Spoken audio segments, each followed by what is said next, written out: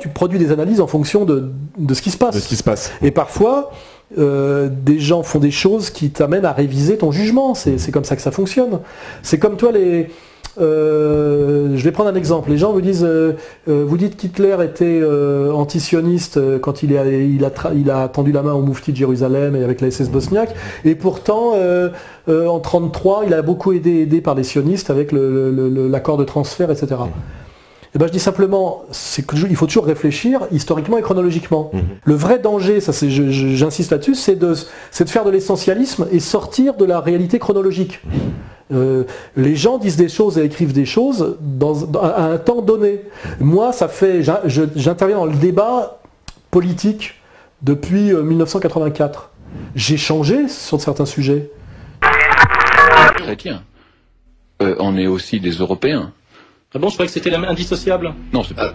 Écoutez, chrétien, c'est universel, monsieur Soral. Il y a des chrétiens au Brésil. Non, mais je croyais que nous étions européens, chrétiens, de race blanche, et alors de culture gallo-romaine, de confession chrétienne. Tout ça est juste, oui. Tout ça est juste. Mais sauf que nous avons une souveraineté sur le territoire français et que nous n'avons pas une souveraineté. Qui c'est qui nous? Parce que nous, on a perdu la souveraineté.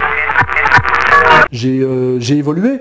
J'ai évolué parce que la situation a changé, puis aussi parce que j'ai un peu changé. J'étais beaucoup plus progressiste et de gauche il y a 20 ans, et je suis plus traditionnaliste et perplexe sur la gauche aujourd'hui. Mais c'est dans le lepénisme, là, c'est un peu ça votre parcours, non? Oui. Bah moi j'ai appelé à voter, vous avez appelé à voter Bayrou, moi j'ai appelé à voter Le Pen. Les gens m'ont demandé pourquoi, je dis parce que c'est interdit, tout simplement. Ah oui, voilà. C'est la seule raison.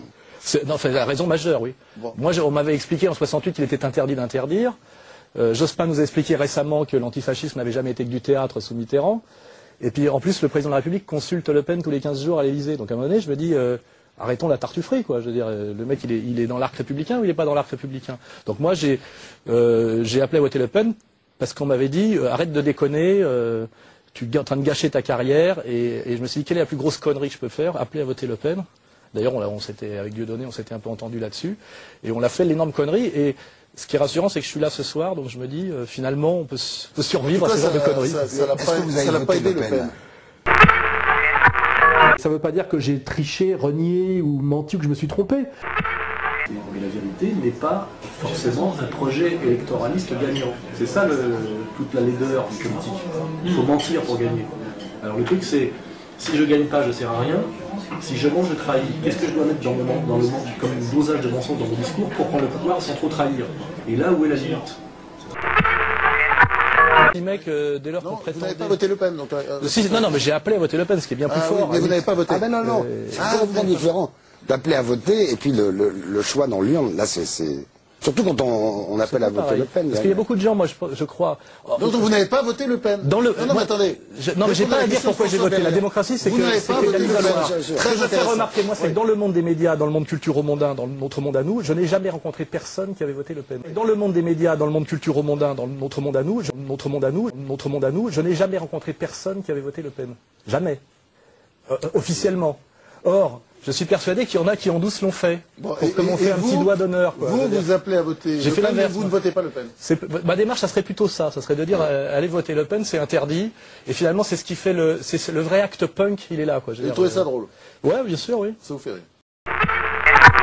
Je suis allé essayer de conseiller Le Pen d'être cohérent sur sa ligne jusqu'au bout et de faire cette politique de réconciliation nationale et de main tendue. Malheureusement, j'ai eu comme opposants, non pas Le Pen, mais Marine Le Pen et sa clique, qui sont des sionistes, je peux vous le démontrer, je le sais pour des raisons intimes, et vous le verrez de plus en plus, et qui sont, tout en prétendant lutter contre le mondialisme libéral, sont en fait sur le conflit de civilisation, parce que cette extrême droite bourgeoise, en réalité libérale, même si elle prétend autre chose, a compris que l'extrême droite avait à nouveau un avenir en France si elle acceptait de se soumettre au sionisme, ce qu'on voit d'ailleurs en Italie, en Belgique et en Hollande, où une certaine extrême droite a à nouveau le droit de citer, notamment le Vlaams Belang, parce qu'en fait, ils passent leur temps à attaquer les musulmans. Et on voit très bien que le président du Vlaams Belang à la fois attaque en permanence les musulmans et tous les 15 jours à Tel Aviv.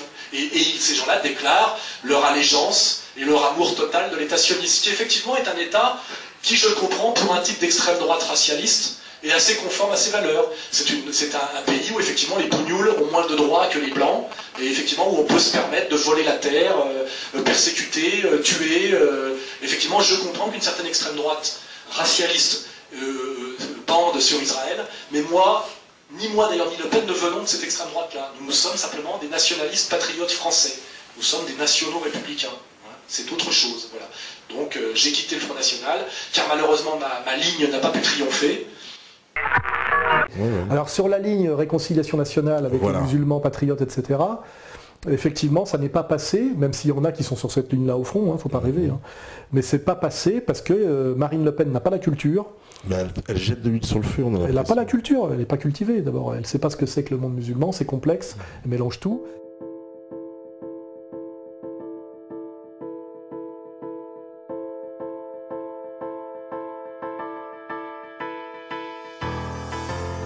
Ce que reprochent certains de tes adversaires qui disent oui mais c'est pour engrainer on va dire toute cette jeunesse dans le vote Front National et c'est l'espèce de rabatteur comme ça au Soral il fait le rabatteur. C'est évident que par mon action, mon activité, certains jeunes issus des quartiers et certains Français de confession musulmane, etc., ont dû se mettre à voter Front National, c'est certain. Je ne leur ai jamais dit de le faire. Et je leur ai jamais dit d'ailleurs que c'était du sûr. On est beaucoup plus en danger par rapport à nos élites communautaires quand on critique le processus capitaliste financier du nouvel ordre mondial que quand on critique Israël. Et donc, vous devez vous en réjouir. Marine Le Pen, malgré ses efforts, est restée diabolisée parce qu'elle n'a rien lâché sur la question économique et sociale. Et là-dessus, rendez-lui justice. Et finalement, ce qui compte, mais c'est secondaire la question de l'islam en France, vous le compreniez. C'est exactement comme le catholicisme secondaire. Moi, je ne parle pas de l'attaque. Marine Le Pen prétend qu'elle est républicaine et qu'elle est laïque, qui est le logiciel franc-maçon. C'est le logiciel le plus anti-catholique qui existe. Je ne fais pas une succette d'abruti là-dessus, car je suis très intelligent. Je vous demande juste de vous élever à mon niveau d'intelligence. Si vous voulez arrêter de perdre, car vous êtes des perdants permanents depuis les années 70. Et quand vous reprochez le sionisme de Marine Le Pen, qu'est-ce que vous faites derrière? Vous votez majoritairement pour le Parti Socialiste. C'est ce que vous avez fait à la présidentielle, alors qu'il n'y a pas plus sioniste que le Parti Socialiste. Donc moi, je ne suis pas là pour défendre Marine Le Pen. J'en ai rien à foutre de Marine Le Pen. Son mari me fait un procès, comme vous le savez. Je dis, si vous cherchez la paille sioniste dans l'œil du Front National, regardez d'abord la poutre sioniste dans l'œil du Parti Socialiste, pour qui vous faites le tapin depuis 30 ans.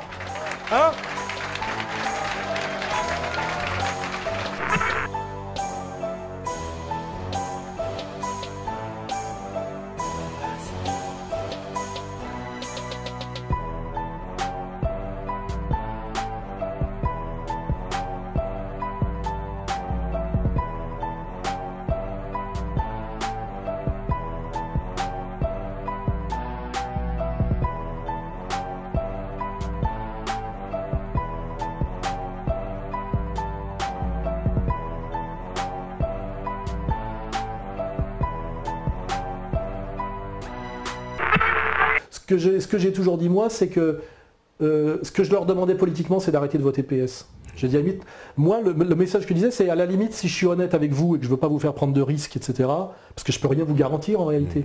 Marine Le Pen, c'est pas moi, et je ne suis même pas au front. Mais arrêtez de voter PS, déjà. Peut-être même ne votez plus.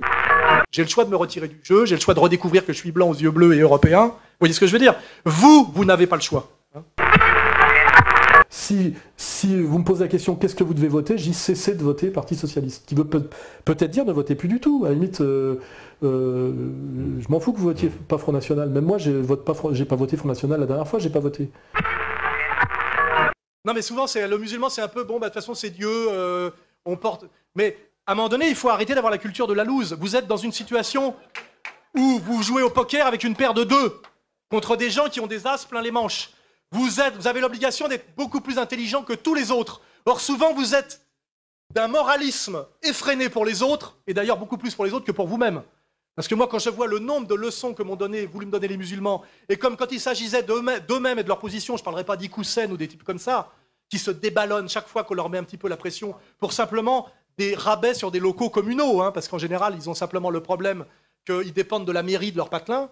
Je veux dire, à un moment donné, je le dis et je le redis, vous êtes dans une situation qui pourrait être catastrophique, qui ne l'est pas parce qu'il y a égalité, réconciliation, Dionnet et tout le travail qu'on fait, qui ne l'est pas parce que Front National aussi, il n'y a pas que des Louis Alliot, et vous le savez, et vous avez l'obligation d'être très intelligent et très stratège. C'est d'ailleurs tant mieux, parce que c'est comme ça qu'on crée des élites.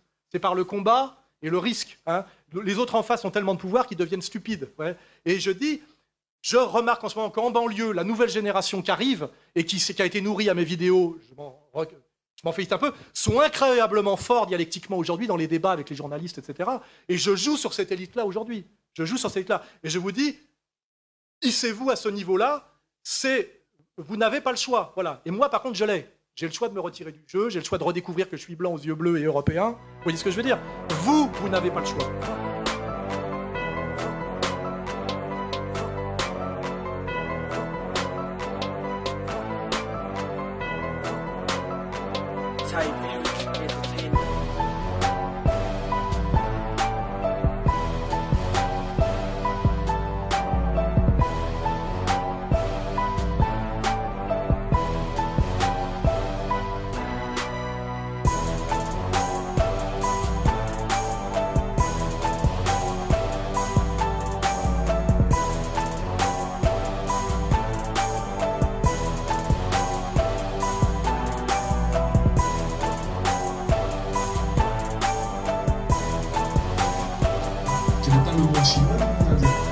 mais qui est le monde aussi des trois monothéismes, où nous sommes liés comme les quatre ennemis, chrétiens, juifs et musulmans, avec une toute petite minorité juive, je le répète, statistiquement, qui doit rester, et une relation effectivement de type pas choc, mais disons rivalité de civilisation. Là-dessus, je suis obligé de donner raison à Chartrand, entre ces deux grands empires qui ont été l'empire chrétien et l'empire musulman. Aujourd'hui qu'on essaye de pousser à la guerre totale et à la guerre à mort, et qui essaie de pousser à la guerre à mort ces deux empires, le troisième larme.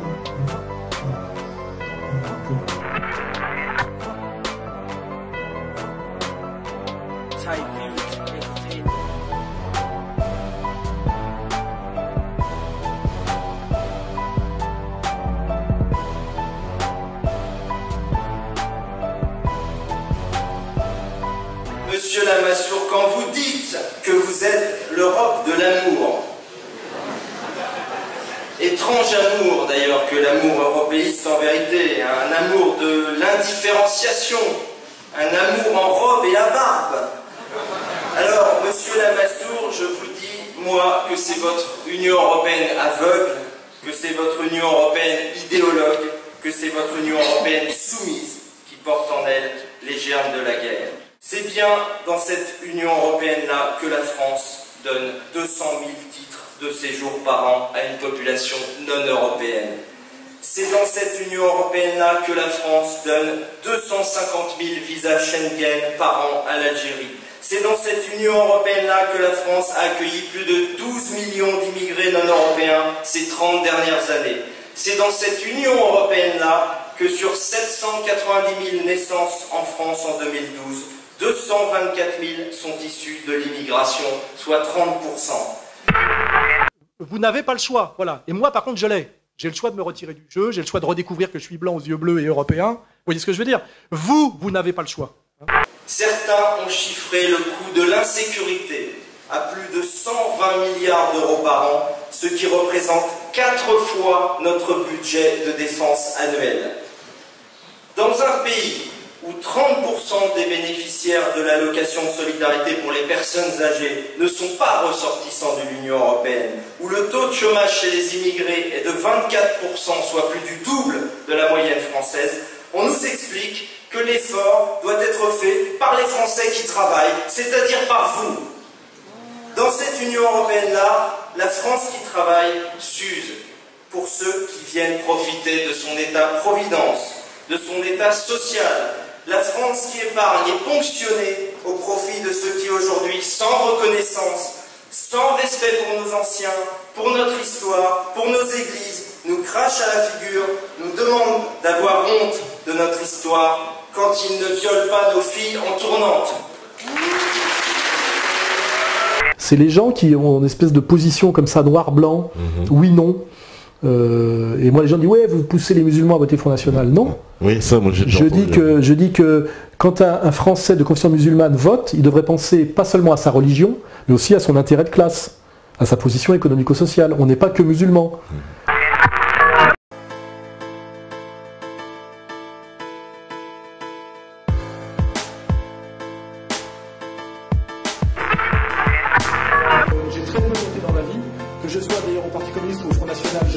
une logique insurrectionnelle. J'ai jamais été un gros voteur, je suis pas démocrate, je vous le dis tout de suite.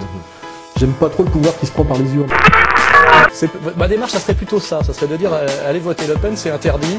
Et finalement, c'est ce qui fait le vrai acte punk, il est là. Quoi. Vous trouvez ça drôle? Ouais, bien sûr, oui.